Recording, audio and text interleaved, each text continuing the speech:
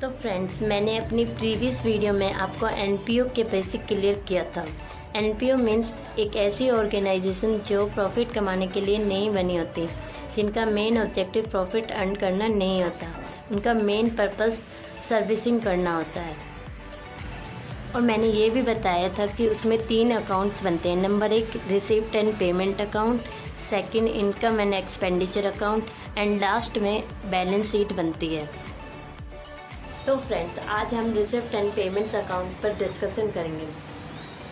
सबसे पहले ये पता होना चाहिए हमें रिसिप्ट एंड पेमेंट अकाउंट होता क्या है।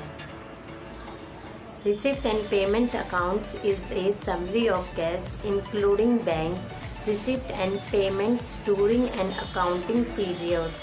Receipt and payments being so under appropriate heads of accounts. So friends, receipt and payment account just like a cash account.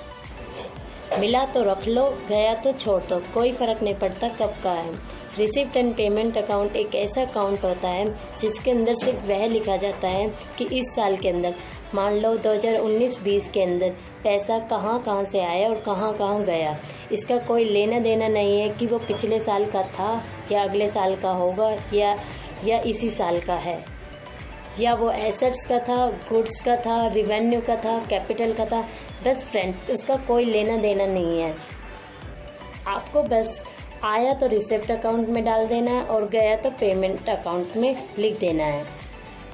तो फ्रेंड्स, बस आपको पिछला पैसा आया वो भी लिख सकते हो, अगला पैसा आया वो भी लिख सकते हो, या ये सब पैसे गए हो वो भी लिख सकते हो। रिसिप्ट एंड पेमेंट अकाउंट सिर्फ कैश अकाउंट बेस पर है, जहाँ हमें सिर्फ cash received and cash paid के हिसाब से काम चलता है और हमें कुछ नहीं देखना, चाहे वहाँ आउटस्टैंडिंग हो या प्रीपेड हो, हमें ये सब देखना ही नहीं है।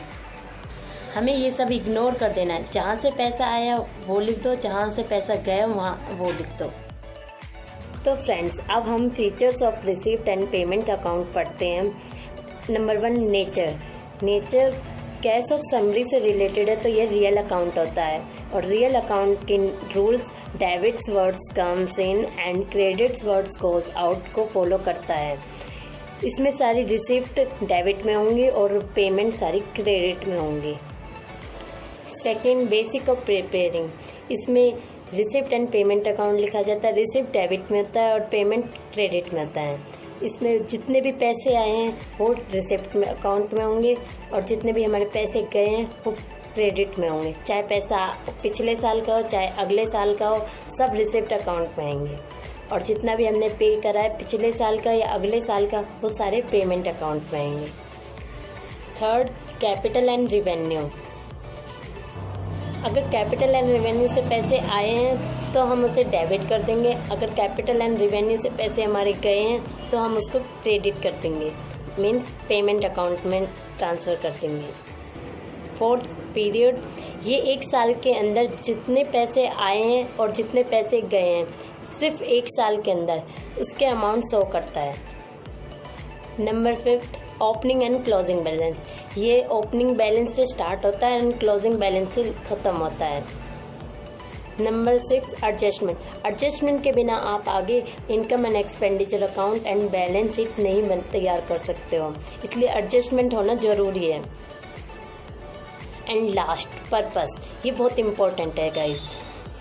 पर्पस यह प्रॉफिट एंड लॉस शो नहीं करता, इसका मेन पर्पस सिर्फ कैश या बैंक बैलेंस पर शो करता है।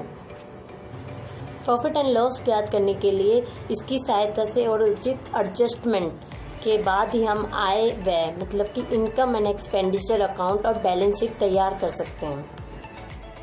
तो फ्रेंड्स, अब इसमें लिमिटेशन और पढ़ लेते हैं और एक परफॉर्मा और देख लेंगे कैसे बनता है। Limitation of receipt and payment account. Number 1, it does not show expenses and income on accrual basis. इसमें हमें expenses और income actual base पर show नहीं करता, बस इसमें कैश से रिलेटेड है तो बस ये कैश ही show करता है। It does not show whether the not-for-profit organization is able to meet its day-to-day expenses out of income or not. NPO में डे टू डे एक्सपेंसेस या इनकम के बारे में डिटेल नहीं दे पाता।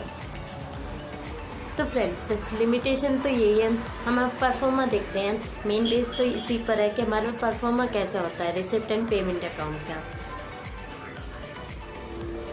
Receipt and payment account for the year ending, जिस साल का ईयर हमें एंडिंग करना है उस साल पर हम ये करेंगे। डेबिट हमारा रिसिप्ट होगा, क्रेडिट हमारा पेमेंट होगा। तो फ्रेंड्स बस मैंने एक एग्जाम्पल लिख दिया है ताकि आपको समझ में आ जाए रिसिप्ट एंड पेमेंट अकाउंट कैसे होता है। आपके पास जितने भी पैसे एक साल के अंदर आए हैं तो आप उसे रिसिप्ट अकाउंट में डाल दो, और आपके जितने भी पैसे गए हैं एक साल के अंदर आप उसे पेमेंट अकाउंट में लिख सकते हो।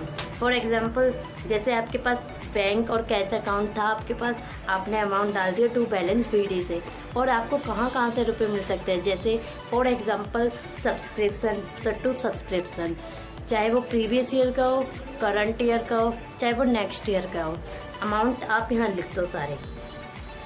और कहाँ से मिल सकते हैं, जैसे टू डोनेशन, टू कोई भी फर्नीचर या मशीनरी या न्यूज़पेपर सेल किया तो टू सेल ऑफ फर्नीचर। आप ऐसे जहाँ से पैसे मिले आप रिसिप्ट अकाउंट में लिख सकते हो। तो और पेमेंट अकाउंट, तो एक तो एग्जांपल मैं बता सकती हूँ। जैसे आपने कोई प्राइस डिस्ट्रीब्यूट किया हो, बाय प्राइस डिस्ट्रीब्यूट अकाउंट।